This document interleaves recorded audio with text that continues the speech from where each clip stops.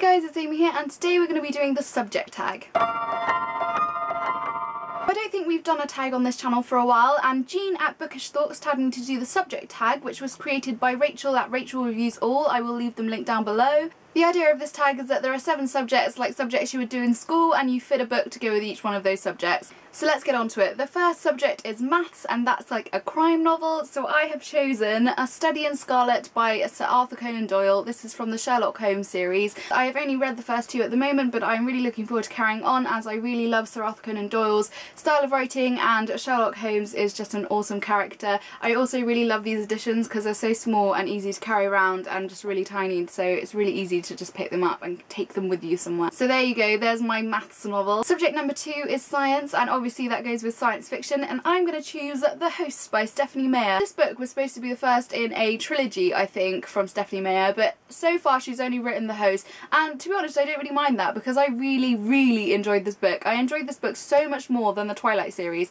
and people who've read the Twilight series and didn't really enjoy it and are a bit sceptical about carrying on or reading any more from Stephanie Meyer, this is actually a really fantastic read, and I would put it in a much different league to Twilight and those books. This is basically about an alien race that comes to Earth and uses everybody's bodies as hosts for themselves. This tells the story of a human who is not quite ready to have her body used by one of these alien hosts, and her fight against this invading alien within her body and trying to find the people she loves and things like that. A really brilliant story, and I'd highly suggest. I wouldn't really recommend the film though, because I really didn't enjoy that. Subject number 3 is English literature, and that is a classic, and I'm going to choose Pride and Prejudice by Jane Austen. This has been my most recent classic read, I think, and my most enjoyed classic I think I've ever read. I really looked forward to reading this book, although I was a little sceptical because I'm not the biggest fan of romance novels, but since reading it I have discovered that I have this newfound love for romance, and I absolutely loved it, and I cannot wait to read some more from Jane Austen. I think I'm going to read Sense and Sensibility next. That's on my summer reading plans.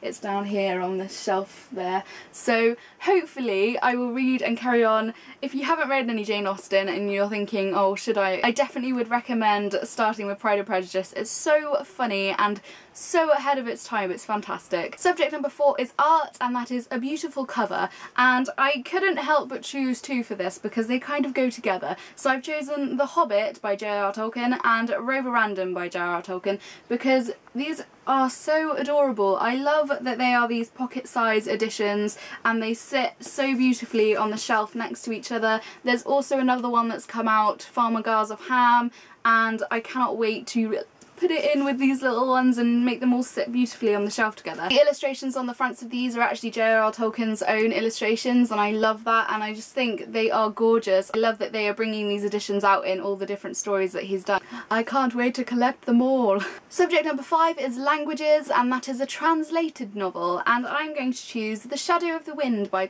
Ruiz, Zafon, and I read this book last year. I was sent it by the lovely Colleen at Little Ghost Creation, and I fell in love with this book. I'm pretty sure it was in my top 13 of 2013, and it is fantastic. I can't even imagine how amazing it is in the original language. This book is set in Barcelona, and I went there a month ago with my boyfriend and absolutely loved it, and oh, I really want to reread this book now that I've been there and can imagine it really well because I've seen everything that they're talking about. So if you've never read a translated novel, I really suggest this one because it is a really fantastic translation and it's such a beautiful story. If you like novels that are written about books and the love of books and hidden secrets and mystery and murder and things like that, this is definitely a novel for you. 6 is history, and that is historical fiction. I have chosen The Wild Girl by Kate Forsyth. This isn't the actual cover. I will try and find a picture to show you the actual cover. I was sent this for review last year and absolutely adored it. I have never really read any historical fiction before, and I didn't think it would be anything I would enjoy, but I really love this. It follows the story of a young girl who grows up living next door to the Brothers Grimm, who wrote down all those fairy tales, and it's how kind of she was there with her sisters and they were telling them stories. There's a love story, there's war, there's so much excitement in this book, and it was absolutely phenomenal, and I definitely will be picking up more historical fiction after reading this. If you have any historical fiction recommendations, then let me know down below. Finally, subject number 7 is geography, and a story based somewhere other than the UK or the USA. And I have chosen a book that I read this year and thoroughly enjoyed. I know for sure that it will be in my top 14 of 2014 this year, and that is The Book Thief by Markus Zusak, and this is a massive edition. I read this year before the film came out and really enjoyed the film as well actually, but the book was absolutely phenomenal. It blew my mind. I can't even really express how fantastic this book is unless you've read it and you know what I'm talking about. So if you haven't read this book and maybe you're a bit skeptical because of all the hype that it gets,